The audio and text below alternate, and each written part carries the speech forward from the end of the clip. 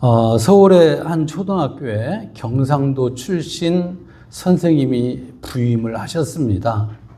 그래서 첫 수업 시간을 갖게 되었는데 첫 수업 시간이 이제 단원 제목이 연못 속의 작은 생물들 이런 단원을 가르치게 되었습니다. 그래서 선생님이 그 아이들에게 그 연못 속에 작은 생물들이 있는 그림을 쫙 보여주면서 이제 학생들하고 이런 대화를 하면서 수업을 했다고 그럽니다. 선생님이 이렇게 말합니다. 경상도 말로 얘들아 연못 속에 작은 생물들이 억수로 많지 크자 이렇게 물은 거예요.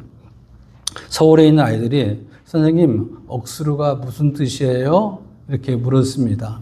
그랬더니 이제 선생님이 너희는 그것도 모르나 그것은 수두룩 빽빽하다 말이 아이가 이렇게 대답을 했습니다. 선생님, 이제 학생들이 또 이렇게 말합니다. 선생님, 수두룩 빽빽이 무슨 뜻이에요?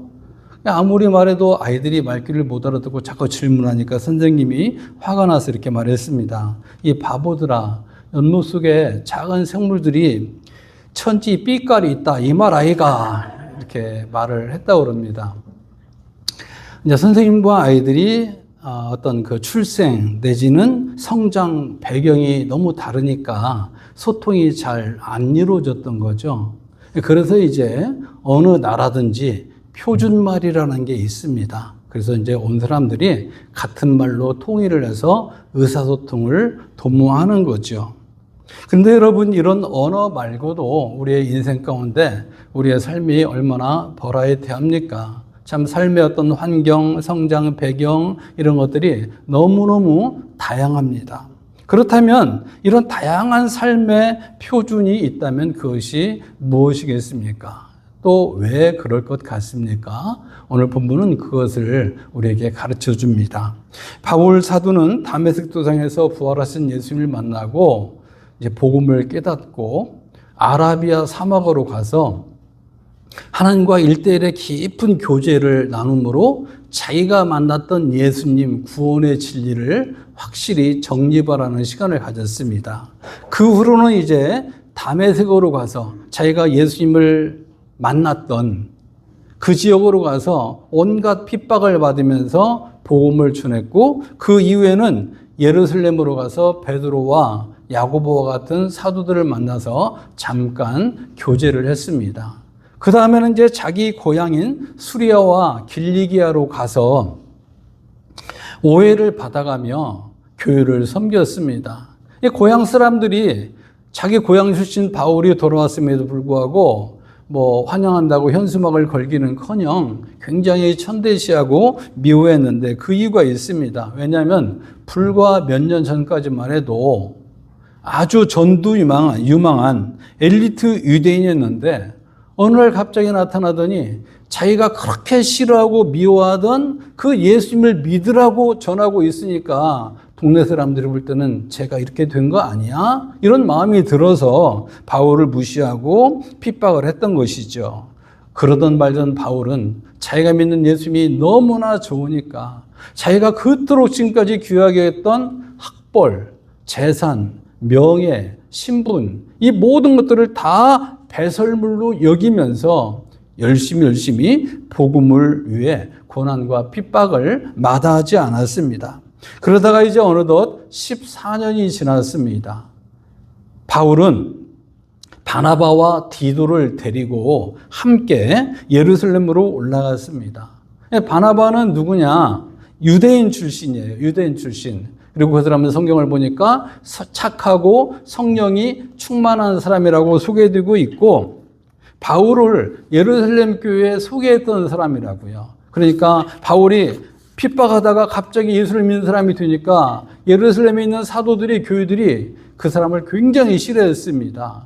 그럴 때 바나바가 바울을 예루살렘 교회에 소개하면서 이 사람이 과거에 이렇게 어두운 역사가 있지만 지금은 예수님을 믿고 개과천선했습니다. 이렇게 다리를 놓아준 사람이 바로 바나바였습니다. 그리고 안디옥 교회에서 바울과 함께 최초로 선교사로 파송을 받은 사람이 이 바나바입니다. 그런가 하면 그 둘이 함께 데리고 왔던 이 디도라는 사람은 반대로 이방인 출신이고 수리아 안디옥 출신입니다. 시리아 안디옥은 오늘날 트르키에라는 나라가 있잖아요. 터키라는 나라, 그 지역 출신입니다. 바울이 그곳에 복음을 전함으로 예수님을 영접한 사람이 바로 디도라는 사람입니다. 그런데 바울이 이렇게 유대인 출신의 바나바와 이방인 출신의 이 디도를 데리고 간 이유는 바로 복음 안에서는, 그리스도 예수 안에서는 아무 차별이 없다는 것을 어떤 퍼포먼스를 통해서 예루살렘 교회에 강력한 어필을 하는 거예요. 너희들은 이방이라면 사람 취급을 하지 않지만은 천만의 말씀이다. 예수님을 믿는다라면 유대인이든 이방이든 아무 상관이 없이 우리는 그리스도 안에서 한 형제다. 이것을 보여주기라도 하듯이 유대인 출신 1명, 이방인 출신 1명을 데리고 예루살렘 교회에 올라갔던 것이죠. 이 예루살렘 방문을 이번에 한 것이 두 번째냐 세 번째냐에 대해서 학자들 간에 의견이 있지만, 지금 우리에게는 예루살렘에 올라간 것이 바울이 두 번째다 세 번째, 이것은 중요하지 않고 왜 올라갔느냐, 이것이 우리에게는 중요합니다. 바울이 왜 예루살렘에 올라갔습니까? 오늘 2절 말씀해 보니까 계시를 인하여, 이런 말을 하고 있습니다. 계시를 인하여. 이 말은 개인적인 볼일이 있어 예루살렘 교회에 올라간 것도 아니고, 아니면 예루살렘에 있는 사도들이 바울 너 좀 와봐라 이렇게 호충령을 내려서 호출을 받고 올라간 것도 아니라 철저히 하나님께서 올라가라고 하니까 하나님의 인도를 받아서 예루살렘께 올라갔다, 이런 말입니다.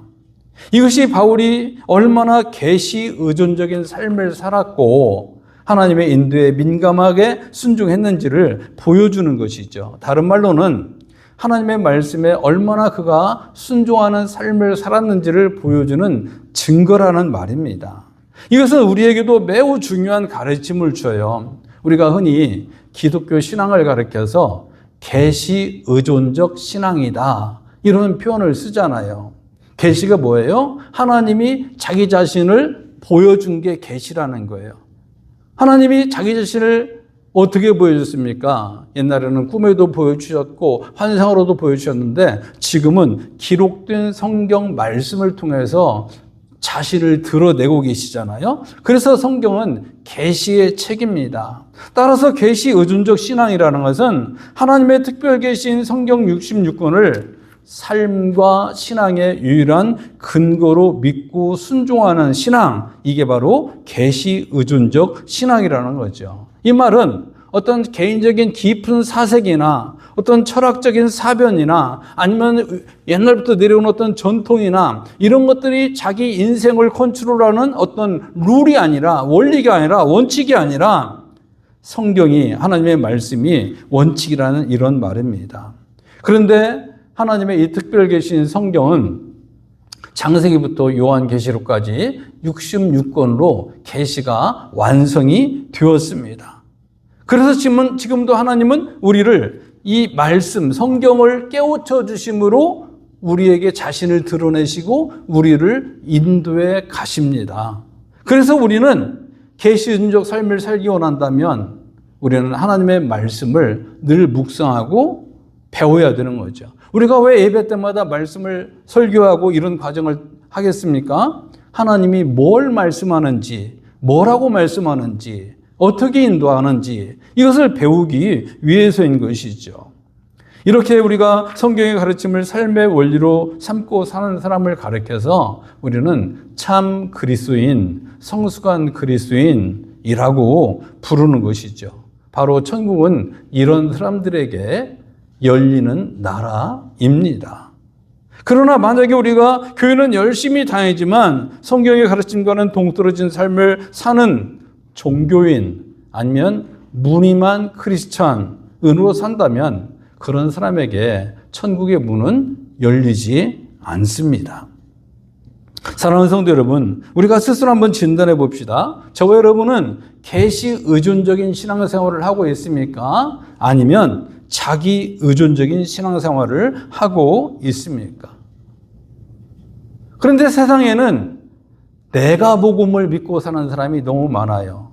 마태복음, 마가복음, 누가복음, 요한복음이 아니라 내가 복음, 내 생각이 복음이고 내 생각이 기준이고 내 생각이 철저한 어떤 삶의 원리인 자기 감정, 자기 경험, 자기 지식 이 모든 것이 삶의 기준으로 삼는 사람이 많다는 거죠. 또 어떤 사람은 내가 교회를 오래 다니고 설교도 많이 들었고 성경도 많이 읽었습니다. 그래서 성경 지식을 많이 알아요. 그런데 내가 지금 성경을 알고 있는 것을 믿고 있다고 착각하는 사람이 세상에는 얼마나 많은지 몰라요. 여러분, 성경 말씀을 많이 아는 것은 굉장히 좋은 거예요. 잘하시는 거예요. 그런데 아는 것으로 끝나버리고 그 말씀을 믿지 않고 순종하지 않는다면 그것은 그림의 떡이나 다름이 없는 것이죠. 그것은 믿음이 아닌 거예요. 그런 의미에서 저와 여러분은 성경을 읽고 듣고 깨닫고 순종함으로 계시 의존적 신앙생활을 하는 사람이 될 수 있기를 예수님의 이름으로 축복합니다. 이렇게 계시에 따라서 예루살렘에 올라간 바울은 유명한 몇몇 사도들에게 자기가 지금 복음을 전하고 있는 14년 동안 전하고 있었던 이 복음을 제시했습니다. 보여주는 거죠. 설명하는 거죠. 예루살렘에 있는 유명한 사도들에게 내가 지금 뭘 전하고 있는지를 제시한 것은 나는 당신들의 허락을 받고 싶소. 이것이 맞는지 틀리는지 감별해 주시오. 이런 이야기가 아닙니다. 오히려 사도들이 전하고 있는 그 복음과 내가 전하고 있는 복음에 어떤 차이가 있는지를 확인하고 싶었던 거예요. 만약에 복음에 차이가 있다면 바울이 그토록 핍박과 고난 가운데 전하고 있는 이 복음 사역이 헛수고가 될 수가 있잖아요. 예를 들어서 다른 복음을 전하는 사람이 된다면 어떻게 되겠습니까? 예수님 안에서는 유대인이나 이방인이나 아무 차별이 없다는 것을 자기가 목숨 걸고 지금 복음 전하고 있는데 만약에 복음의 차이가 있다면 유대인 교회, 이방인 교회가 따로 설립이 되어버리는 일이 벌어지는 거잖아요. 그러므로 바울은 철저히 이제 과연 나는 이런 복음을 내가 예수님으로 받은 복음을 전하고 있는데 예루살렘의 사도들은 어떤 복음을 전하느냐 비교해 보고 싶었던 것이죠. 우리가 여러분 꼭 기억해야 될 것이 있습니다. 그것은 뭐냐면 그리스도 안에서는 아무런 차별이 없다는 거예요. 그런데 바울이 이런 복음을 전하기 전까지는 유대인들이 생각할 때는 인간을 구분할 때 유대인과 그 밖의 사람으로 구분을 해버린 거예요. 그래서 유대인은 무조건 유대인이기 때문에 천국 가야 된다고 생각을 하고 이방인은 지옥의 땔감이라고 생각을 했던 거예요. 그러나 바울은 깨닫고 보니까 그게 아니다. 내가 예수님을 만나보고 보니까 그것이 아니다. 예수를 믿는다라면 어떤 출신이든지 상관이 없이 예수를 믿는다면 모두가 다 하나님의 백성이 된다. 이것을 선포하고 다녔던 것입니다.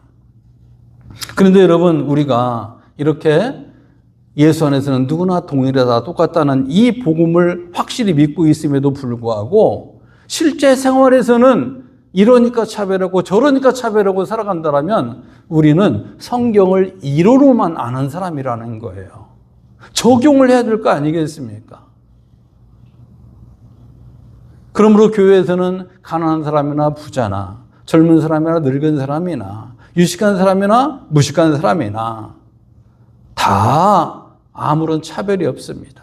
피부색이 어떠냐 이것도 아무런 의미가 없습니다. 예수를 믿는다면 그리스도 안에서 한 형제요 자매라는 말씀이에요.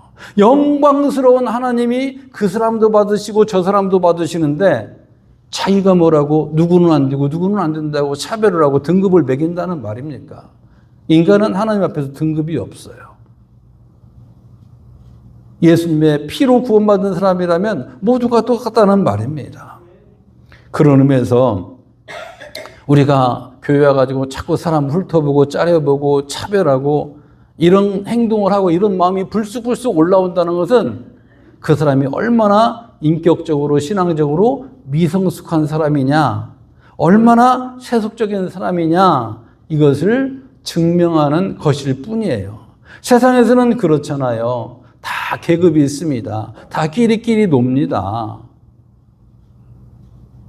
따로 안 섞이려고 그래요. 수준 맞춰 논다고 그런다고요. 그러나 교회는 그게 아니에요. 예수님 안에서는 아무 차별이 없는 거예요. 그러게 교회 와서 여러분들이 이런저런 차이가 많이 있음에도 불구하고 우리는 그리스도 안에서 품어줄 수 있어야 됩니다. 바울이 지금 그것을 우리에게 가르쳐주고 있는 거예요. 그런데도 불구하고 이 갈라디아 교회에 가만히 들어온 거짓 교사들이 있었습니다. 그들은 말하기를 누구든지 할례를 받고 율법을 행해야만 구원을 받을 수 있다, 이렇게 주장을 하는 거예요. 그래서 바울이 데리고 갔던 이방인 출신 누굽니까? 디도에게 저 사람 할례를 받게 해야 된다, 할례를 받게 해야 된다, 자꾸 강요를 하는 거예요. 그러나 바울은 디도가 절대 할례받게 하지 않았습니다. 왜냐하면 디도를 포함하여 모든 그리스도인은 예수님을 믿음으로 말미암아 율법이나 죄의 세력으로부터 자유를 얻은 사람인데, 다시 할례를 행함으로 율법의 굴레를 씌우려고 하기 때문에 이것은 옳지 않다. 디도야, 너는 굳이 할례 받을 필요가 없어. 예수님을 믿음으로 우리는 구원받고 진정한 자유를 얻었으니까 할례를 받을 필요가 없는 거야. 이렇게 가르쳤던 것입니다. 만약 디도가 할례를 받게 한다면 율법의 노예를 만드는 것이죠. 다른 말로는 그 당시에 갈라디아 교회에 몰래 숨어 들어왔던 거짓 교사들은 할례를 강요하고 할례를 강요함으로 복음이 주는 자유를 빼앗고 율법의 노예를 만드는 것이기 때문에 바울은 디도에게, 디도야, 절대 너는 억지로 할례를 받을 필요가 없어, 이렇게 말을 했던 것이죠. 우리도 마찬가지입니다. 이 땅을 살아가면서 자꾸 어떤 종교적인 굴레를 씌우려고 하는 것, 이런 것은 옳지 않습니다. 물론 사도행전 16장을 보면 바울은 디도에게 할례를 받게 한 적이 있습니다. 디모데에게. 어떤 경우였냐면, 이제 바울이 그 디모데와 함께, 디모데가 이제 목회 사역을 하는데 유대인들에게 복음을 전하는 이런 경우가 있었습니다. 그런데 이제 유대인들이 할례 받지 않은 사람을 상대하지 않으려고 하니까, 내가 구원의 조건으로서가 아니라 당신들과 함께 동질감을 만들기 위해서 나는 할례를 받겠습니다, 그런 의도로 할례를 받았던 거예요. 예를 들어서 어떤 목사님이 실제로 나환자총회, 문둥병 환자들이 모여있는 동네에 가서 복음을 전했는데 그 사람들이 마음을 닫아버리는 거예요. 당신은 우리 같은 사람이 안 돼봤으니까 모릅니다. 그러니까 우리에게 그런 얘기를 하는데 당신은 우리 심정을 모릅니다. 그러면서 자꾸 거부를 하는 거예요. 그 목사님이 그래서 기도를 했다잖아요. 하나님, 저도 문둥병이 걸리게 해주세요. 내가 문둥병이 걸려야만 이 사람들이 마음을 열고 내가 전하는 복음을 받아들일 것 같습니다. 그래서 실제로 문둥병이 걸려서 문둥병 환자들에게 복음을 전한 사람이 있다고 하지 않습니까? 바로 디모데가 그랬던 거예요. 그러고 보면 바울은 복음의 본질이 훼손되지 않는 한 융통성을 발휘해서 율법이나 할례를 적용했다는 것을 알 수가 있습니다. 아니, 할례를 받았다고 천국 못 가는 게 아니라는 거예요. 그러므로 우리가 이런 바울과 같은 사고의 탄력성, 사고의 유연성이 필요하다는 거예요. 사실 진리의 문제는 양보할 수 없지만 어떤 방법의 문제, 문화의 문제는 우리가 얼마든지 유연하게 대처해야 됩니다. 그렇잖아요? 교회도 가보면 각 교회마다 그 교회의 문화가 있습니다. 그것을 맞다, 틀리다, 진리다, 비리다 이렇게 말해서는 안 되는 거죠. 진리의 문제가 아니라면 우리는 양보하고 받아주고 관용하고 그럴 수 있어야 된다는 말입니다. 그런데 목회 경험을 하다 보니까요, 율법에 매여서 또는 비진리에 매여서 진리가 아님에도 불구하고 목숨을 거는 이런 사람들이 있습니다. 저는 여러분들 매주마다 이런 양복을 입고 넥타이를 매고 이렇게 주일낮에 이 자리에 서지 않습니까? 근데 여러분, 제가 넥타이 안 매고 청바지를 입고 온다고 생각을 해보세요. 그래서 하나님이 예배를 안 받을까요? 그건 아니잖아요. 그냥 문화인 거예요, 문화. 제가 만약에 갑자기 다음 주에 청바지를 입고 오면 여러분들이 약간 문화적인 충격은 받겠지만은 그것 때문에 뭐가 잘못되고 이럴 일은 하나도 없는 거잖아요. 마찬가지입니다. 우리가 진리가 아니라면 목숨 걸고 다투고 그래야 될 이유가 없는 거예요. 양보하고 받아주고 이해를 해줄 수 있어야 된다는 거죠. 예를 들어서 우리가 교회에서 주방에서 매주마다 음식을 만들어 먹잖아요. 어떤 음식을 만들 때 맛을 내는 방법이 사람마다 좀 다릅니다. 그렇죠? 예. 그런데 만약에 내가 아는 방법대로 그런 음식을 만들지 않는다고 그 사람에게 화를 내거나 구박하거나 인간관계를 깨버리면 안 되는 거예요. 그렇지 않습니까? 더 맛있게 만들 수 있는 방법이 분명히 있겠지만 그럼에도 불구하고 음식만 내는 것은 진리는 아니라고요. 그렇기 때문에 우리가 그것 가지고 목숨 걸어서는 안 돼요. 저와 여러분은 그런 의미에서 진리를 분별하고 진리는 타협 없이 지키는 사람이 되지만 비진리라는 것에 대해서는 유연성을 가지고 양보할 줄 알고 관용을 베풀 줄 아는 사람이 될 수 있기를 바랍니다. 이것이 바울의 삶의 방식이었고 선교의 방식이었고 예수님의 라이프 스타일이었던 거예요. 바울이 예루살렘 교회에 갔을 때 베드로, 야고보, 요한과 같은 유명한 사도들이 거기 있었죠. 그러나 그들은 바울이 내가 전하는 복음은 이렇습니다 라고 말할 때 단 한마디도 거기에 대해서 덧붙인 것이 없다고 말합니다. 맨 마지막 구절에 보니까 그런데 내가 한 가지 부탁은 한다. 예루살렘에 있는 사도들이 한 가지 부탁을 한 것은 앞으로 구제 사업을 많이 했으면 좋겠다. 이 말만 했다는 거예요. 그때 바울이 뭐라고 대답을 합니까? 나는 이미 그 일을 하고 있습니다. 마지막 절에 그 얘기잖아요. 그러니까 진리는 다수가결로 결정되는 것도 아니고 직분으로 누가 결정하는 것도 아니잖아요. 또 바울이 전하는 복음이나 사도들이 전하는 복음이 다른 것이 하나도 없기 때문에 예루살렘에 있는 사도들이 바울이 전하는 복음에 대해서는 왈가왈부 뭐라고 말하거나 보태거나 하는 것이 없었다는 거예요. 그런데 바울이 왜 지금 이 얘기를 하고 있습니까? 예루살렘 교회를 갔던 바울이 갈라디아 교회에다가 왜 이런 말을 지금 하고 있냐고요. 그것은 바로 갈라디아 교회에 가만히 들어온 몰래 숨어 들어온 거짓 선지자들이 바울을 자꾸 깎아내리는 거예요. 바울은 12제자 중에 한 명에 속하지도 않아.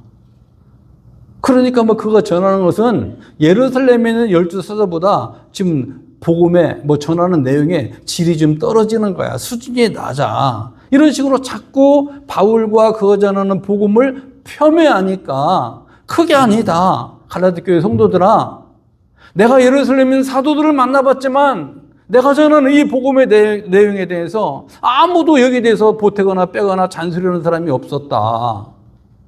이 말을 지금 하고 있는 것입니다. 오늘날에도 이런 일은 계속 벌어져요. 어떤 교회를 흠잡고 하나님 나라를 방해하고 그러기 위해서 어떤 나쁜 사람들, 마귀의 영향을 받는 사단의 조종을 받는 이런 사람들은 여전히 목사를 흔들어댑니다. 목사를 흔들어대면 교회를 다 흔들 수 있으니까 말이죠. 그리고 항상 목사가 이상한 사람이라고 그 이미지 메이킹을 나쁘게 하는 거예요. 네이밍을 자꾸 나쁜 쪽으로 해버리는 것이죠. 사회적으로도 마찬가지입니다. 제가 기사를 스크랩해 놨는데요. 한국 사람들에게는 아주 유명한 박진영이라는 가수가 있습니다. 그렇죠? JYP 엔터테인먼트라는 회사를 차려서 주식시장에 상장을 시킬 정도로 아주 엄청난 이런 회사를 운영하는 설립자이기도 합니다. 이 사람이 이제 여러분들이 잘 알지는 모르겠지만은 젊은 사람들 너무 잘 아는데 G.O.D, 원더걸스, 트와이스, 비 이런 유명한 가수들을 길러낸 유명한 아티스트예요. 정말 그 사람에게 배울 것이 상당히 많습니다.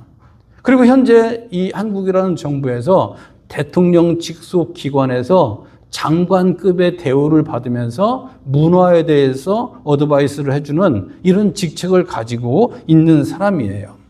그런데 문제는 이 박진영이라는 사람이 수년 전부터 몰래 숨어서 성경 공부를 시켰습니다. 근데 지금은 그 사람하고 모여서 예배를 드리는 사람이 1000명 정도가 된다는 거예요. 이 박진영이라는 사람이 자기가 설교하고 자기가 이제 목사 행세를 하는 거죠. 뭐 또 잘한다면 뭐 문제겠어요. 또 그러려니 하겠지만은 넓게 봐줘서. 그 문제는 삼위일체, 부활, 이 교리를 부정하는 거예요. 성경에 보면 하나님이 아니고 하나님의 영일 뿐이다. 하나님은 아니다. 이런 주장을 하는 거예요. 이것은 기독교 신앙의 뼈대와 같은 것 아닙니까? 삼위일체와 부활. 이것은 너무 뼈대와 같은 건데 이걸 부정하는 거예요. 내가 성경을 읽어봤더니 신학자들의 얘기가 다 틀렸다. 목회자들의 얘기가 다 틀렸다. 이렇게 주장하면서 자기가 읽고 깨달은 것을 마치 하나님으로부터 계시를 받은 것처럼 설파하고 있는데 1000명이 모였다는 것 아니에요. 1000명이. 그 사람들이 저와 여러분보다 뭐 공부를 못해서 거기 갔겠습니까?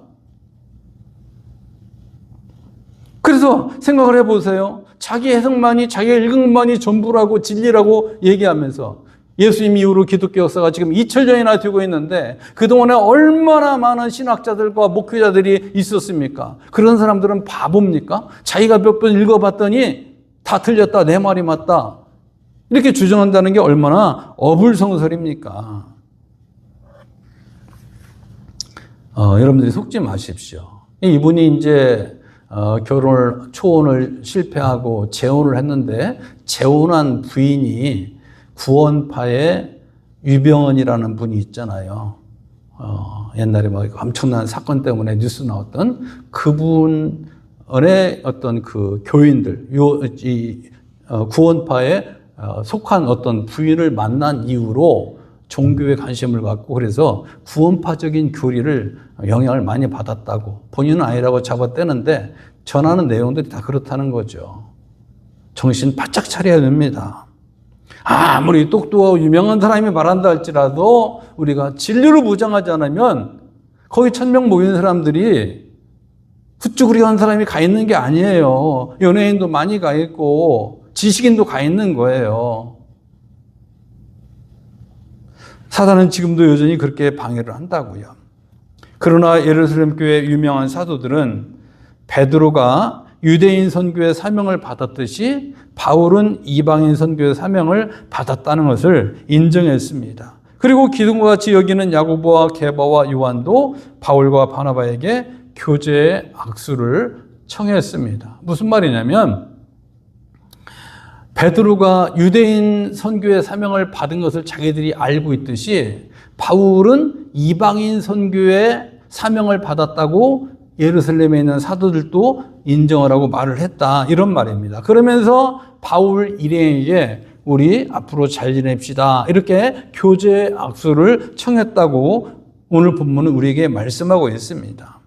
이 악수라는 것은 원래 우리도 알잖아요. 나 당신을 해할 마음이 없어. 내 손은 무기가 없고 빈손이요. 라는 걸 보여주는 것이 악수의 유래라고 그러지 않습니까? 여기서 말하는 교제의 악수는 무엇이냐?